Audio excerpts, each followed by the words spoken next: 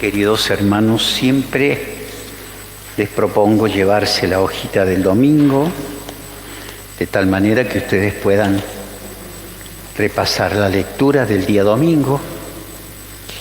Ahí hay una breve lección divina, también les puede ayudar.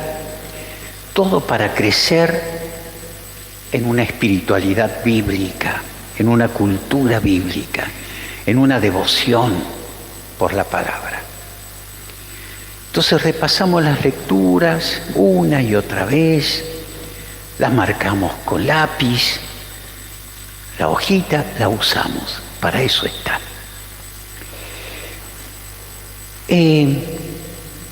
Atendiendo a cada una de las lecturas de hoy, vamos a ir diciendo algo de cada una de ellas.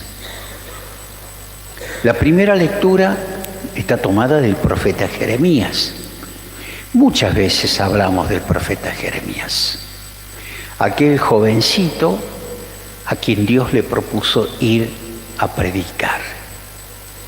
Y él, como era joven y tenía miedo, le dijo: Señor, soy joven, no sé hablar, no voy a ir.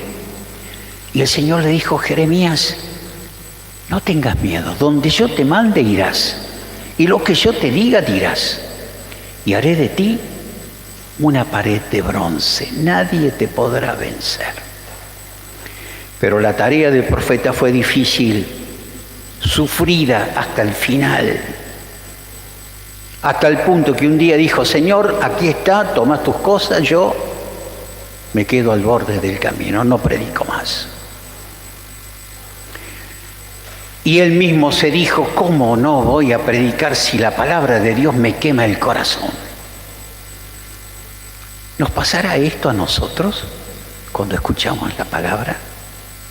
¿Cuando meditamos la palabra? ¿Cuando enseñamos la palabra?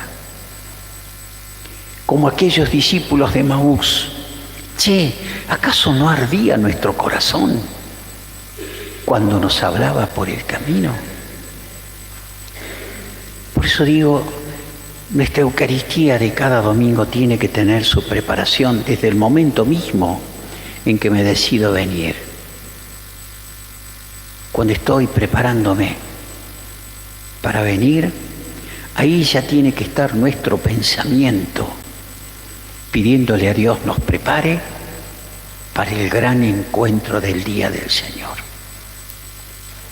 Y venimos así, preparados para recibir la palabra. Y el profeta Jeremías hoy nos trae un canto de esperanza. Hoy el Señor, por su voz, invita al pueblo a la alegría por el regreso a la patria, por la salida de ese estado de opresión y de sufrimiento lejos de la patria. Por eso griten de júbilo, aclamen a la primera de las naciones.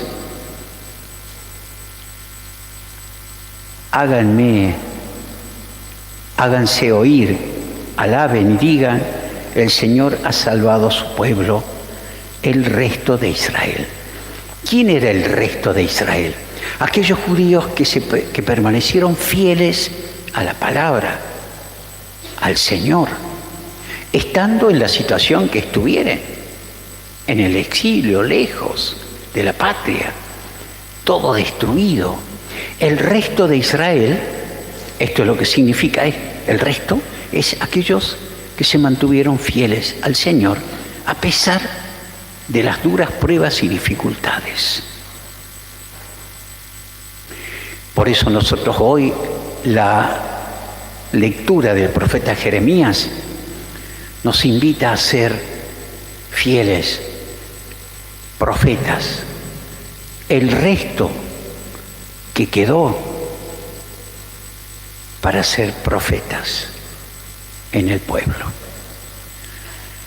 Todos decimos que estamos mal como pueblo Y es la verdad, y es la realidad. Estamos destruidos, moral, económicamente, socialmente, mucha violencia. Esta es la realidad que vivimos. Pero el profeta Jeremías nos pone una palabra de esperanza. Nosotros tenemos que ser profetas de esperanza. ¿No? Los otros días hablando con un grupo de sacerdotes, obispos que estaban ahí en la reunión, todos llegábamos a la misma conclusión. Después de la pandemia ha quedado un resto de hombres y mujeres fieles al día del Señor, a la práctica de la fe, a la práctica del Evangelio, al esfuerzo por vivir como cristianos. El resto, ¿no? Poquitos. Y nosotros estamos llamados a ser profetas de esperanza.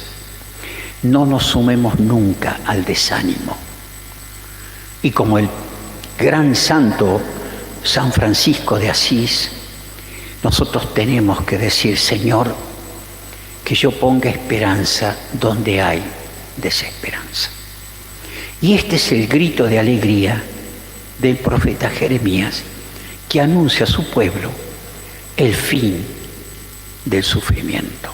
Volvemos a la patria, volvemos al templo, volvemos a reunirnos todos, como dice el trocito que hemos leído. Es una gran asamblea la que vuelve aquí. ¿Te animás a ser profeta de la esperanza? Sí, nos tenemos que animar, no desanimarnos, seguir adelante. Miren, la segunda propuesta es la del Salmo. El Salmo nosotros hemos leído, hemos proclamado, hemos rezado. Grandes cosas hizo el Señor por nosotros. Y también, en tono con la primera lectura, el Salmo tiene un cántico de alegría. Cuando el Señor cambió la suerte de Sión, parecía que soñábamos. Nuestra boca se llenó de risas y nuestros labios de canciones. Grandes cosas hizo el Señor por nosotros. Y aquí también nosotros nos tenemos que animar a ponerle nombre a las grandes cosas que hizo el Señor por nosotros. ¿Cuáles? Que la palabra quede en tu corazón para que la puedas meditar y puedas inclusive hasta anotar cuáles son las grandes cosas que hizo el Señor por vos. Y entonces cuando nosotros somos así conscientes de las grandes cosas que hizo el Señor por nosotros, nuestro corazón se alegra, ¿no? Nuestra boca se llenó de risas y nuestros labios de canciones. ¿Cuáles son las grandes cosas que hizo el Señor por nosotros? Bueno, la segunda lectura, carta a los Hebreos. ¿Cuál es el eje temático de la carta? El sacerdocio de Jesús, el sumo y eterno sacerdote, en contraposición de los sacerdotes de la antigua alianza. Y aquí, en el trocito que hemos leído, pone las características del sacerdocio de Jesucristo. Servidor, ofrece sacrificio en nombre del pueblo, mediador entre Dios y los hombres. Jesucristo, sumo y eterno sacerdote. ¿Dónde vamos a ir para conseguir lo que queremos? ¿Quién es el mediador que tenemos? Es Jesús. Y por lo tanto, ese Jesús tiene que ser el centro siempre de nuestra vida. Alimentarnos con su palabra y alimentarnos con la Eucaristía. Esto es lo sólido que nosotros tenemos que hacer, ¿no? Yo veo mucha gente que deja 400 copias de oración a tal o cual santo. Esas cadenas de oración, que no es que esté mal rezar, pero ¿por qué no vamos al que es el centro y sostén de nuestra vida? Jesús, el sumo y eterno sacerdote, el mediador entre Dios y los hombres. Todo lo que pidan al Padre en mi nombre, mi Padre se los concederá. Carta a los Hebreos, eje temático, Jesús, sumo y eterno sacerdote. Por eso cuando hay ordenaciones sacerdotales, siempre se lee alguna parte de la carta a los Hebreos, destacando que el sacerdote es tomado de entre los hombres para servir, ¿no? Los curas tenemos que servir y tenemos que dar la vida y tenemos que ser hombres de Dios y tenemos que rezar y tenemos que luchar contra nuestras propias limitaciones. Tenemos que orar por nuestras necesidades y por lo que el Señor nos puso en las manos. Una comunidad, mediador entre Dios y los hombres. Por eso cada vez que yo elevo la hostia le pido al Señor, Señor, que yo pueda ser un hombre de Dios. Que nunca me canse de pedirte esto y que nunca me canse de trabajar para ser un hombre de Dios. Ustedes también, profetas de la esperanza, aquellos que agradecen los dones de Dios, aquellos que se convierten en servidores como Jesús. Evangelio de Marcos. Estamos ya casi al final. Jesús está en Jericó. Si ustedes van al mapa, ahí en el libro del pueblo de Dios, antes de comenzar el Evangelio de Mateo, hay un mapa. Nosotros ubicamos Jericó, Jerusalén, ¿no? Este largo viaje que Marcos inició en el capítulo 9 está llegando a su fin. En el camino pasaron muchas cosas y Jesús enseñó muchas cosas a sus discípulos, con mucho trabajo, acerca de distintos temas. El Señor instruyó a sus discípulos y nos instruyó a nosotros para que podamos ser santos, hombres y mujeres de Dios. Jesús sale de Jericó, camino a Jerusalén, cerquita. Una gran multitud lo seguía y ahí aparece alguien que le ha tocado en suerte ser ciego y pobre. Un pobre ciego pidiendo al borde del camino. ¿Qué hizo el ciego? Y aquí está la primera búsqueda que nosotros tenemos que hacer si queremos encontrarnos con Jesús y que nos libere de tantas cegueras que tenemos. Empieza a gritar el ciego: Jesús, hijo de David, ten piedad de mí. Muchos lo quieren callar. Jesús lo escucha, lo llama, y la misma pregunta del domingo pasado: ¿qué quieres que haga por ti? Que vea, maestro. Bueno, y aquí también otra pregunta: ¿de qué cegueras me tiene que curar el Señor? Pero que esta pregunta sea sincera. Carlos, ¿de qué ceguera te tiene que curar el Señor? Aquí el nombre, el ciego del Evangelio tiene nombre: Bartimeo. Jesús cura a un ciego antes que a este ciego que tiene nombre, pero era un anónimo. Y a medida que va avanzando la catequesis, nosotros de ciegos vamos comenzando a ver. Este es el sentido que tiene también. Por eso Jesús personaliza la ceguera, para indicarnos que la ceguera del cuerpo es símbolo de otras clases de ceguera. Dice Romano Guardini que el fondo de los ojos es el corazón. No vemos solo con los ojos del cuerpo, sino lo que aprecia el corazón. Sin un corazón limpio no es posible tener los ojos sanos. Perdón por las hermanitas, pero voy a contar una anécdota.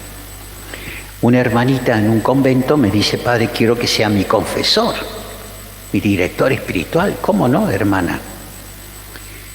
Pactamos un día, 1 hora. Un lugar abierto dentro del templo, la sacristía, donde todo el mundo ve. Era lo mejor.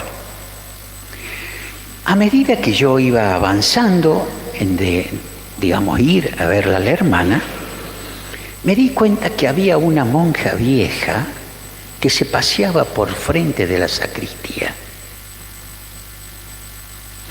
Yo le pregunté a la hermanita: ¿esa hermanita que es sacristana? No, padre. Se pasea por acá para ver qué hacemos nosotros.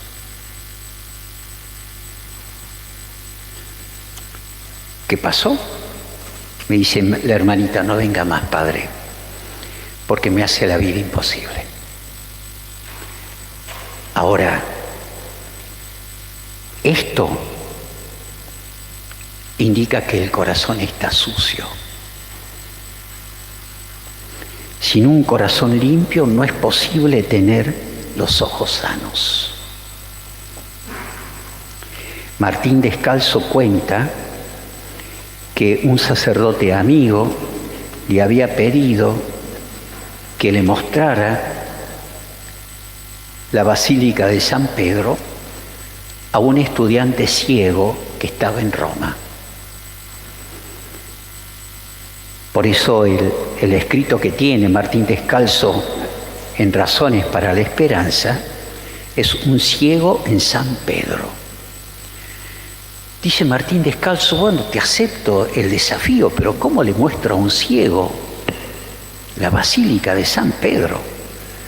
Y cuenta él que no había podido dormir el día anterior al encuentro con este estudiante que era de norteamericano que estaba estudiando en Roma. Se encontraron y pasa lo siguiente. Yo había comenzado a temblar porque no sabía cómo explicar las columnas de Bernini,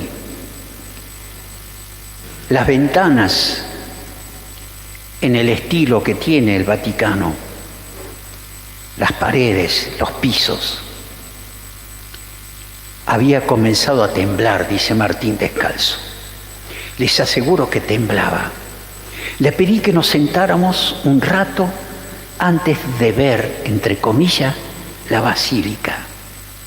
Y allí, en la terraza del Café San Pedro, me explicó que estaba ciego desde hacía 11 años, que al perder la luz vivió mucho tiempo en una terrible agonía, hasta que descubrió que dentro tenía un corazón y que eso le bastaba para ser feliz. Desde entonces había decidido no arrinconarme en mi oscuridad, vivir como si sus ojos continuaran iluminándole sin acurrucarse en su propio pánico. Este ciego me enseñó mucho más que lo que yo podía descubrir teniendo la vista. De la abundancia de tu corazón habla la boca.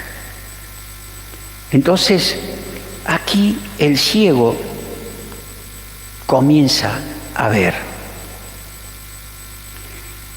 Lo alaba Jesús, porque en definitiva ha tenido coraje para buscarlo, coraje para gritar, coraje para insistir, coraje para dejar su ponchito, todo al encuentro de Jesús para que le abriera los ojos. Jesús vino a curar no solo los ojos, sino los corazones. Y es el caso de Bartimeo. Jesús elogia la fe y el coraje de este hombre que dejando todo lo sigue por el camino. Profeta de la esperanza, agradecer los dones, recurrir a Jesús y pedirle que nos ayude a ver para sacarnos las cegueras de nuestro corazón.